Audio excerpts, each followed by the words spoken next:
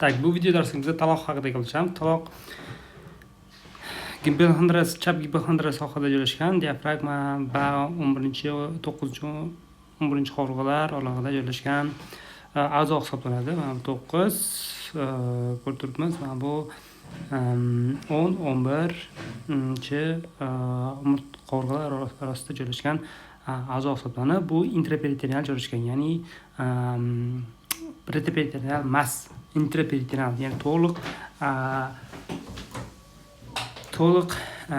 qorin parda bilan o'ralgan a'zo hisoblanadi. Ko'rdingiz, qorin parda bilan o'ralgan.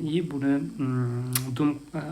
oshqozon osti bezining dum qismi bilan bog'lanib turadi.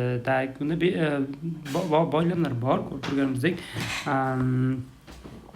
Gastrosplenikum, ligamentum gastrosplenikum oshqozon taloq boylami bor.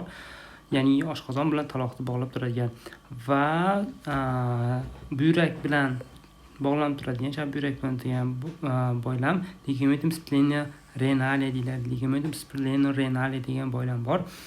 Bu buyrak bilan taloq o'rtasida bog'lanib turadi.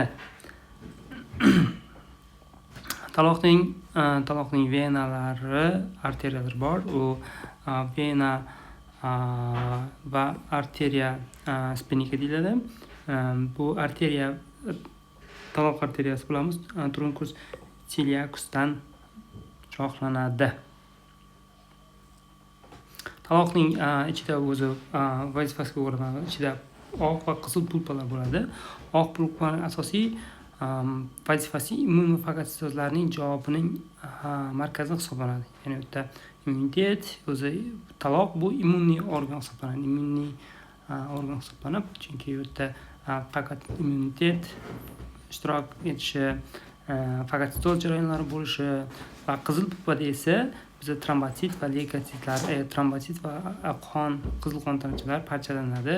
O'sha yerda ya'ni shikastlangan, eskirgan eritrotsitlar, trombositlar bu yerda yo'q qilinadi. Ya'ni ko'rib turibmiz, qizil pulpa bu, oq pulpa bu.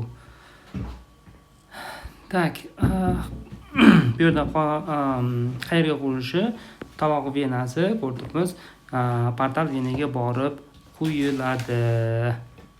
Portal venadan tashqari pastki mezenterik arteriya va yuqori mezenterik arteriyalar ham borib quyiladi. Bitta tarafi pastki mezenterik arteriya birinchi taloq venasiga qo'yilib, taloq venasidan keyin bu portal venaga quyiladi. Bu yerda ko'rsatilgan klinik jihatdan ahamiyati, ya'ni agar biz bilamiz, qanaqada jigar sirrozi bo'lsa, gipertenziya bo'lsa yoki qanaqadir gipertenziya bo'lgan paytda talog'imiz kattalashib ketadi. Taloq kattalashib ketadi. Bu splenomegalia deyiladi. Splenomegalia taloqning yorilishi, bu asosan jarohatdan yuqori balandlikdan tushib ketishgan darajada, qorin bilan tushganda qorinda og'riq, bu shunaqa narsa, qorinda suyuqlik bo'ladi. Bu talog'imiz mana yorilib ketgan, bu yerda qora narsalar ko'rib turibmiz. Bu yorilib ketgan dalolat beradi. Yorilganda unaqa bo'ladi. Uning davosi operatsiya qilib taloqni olib tashlaydi. 3D shakldagi ko'rinishi bu taloqdagi mana bu holati. Arteriya va vena, ya'ni darvozasidan taloq arteriyasi va venasi kiradi. Yon tarafdan hozir taloqni ko'ramiz. Bu biz aytdik, bu intraperitoneal organ hisoblanadi. Boshqa a'zolar bilan joylashishi. Ya'ni ko'rdik, gastrosplenika degan bu yerda boylam bor. Splenorenalis degan boylam bor. Buyrak bilan bog'langan. Shuning uchun bilamiz, anaqani shu joyda mana bu flexura splenika bor. Flexura sinistra ham deyiladi, ya'ni egrilik bor. Bu yog'on ichakda sababi o'sha bu egrilik taloqqa yaqin joylashgan bo'ladi. Bu ko'rib turibmiz mushakdan keyin mana bu qorin parda bor, ko'rdingmi?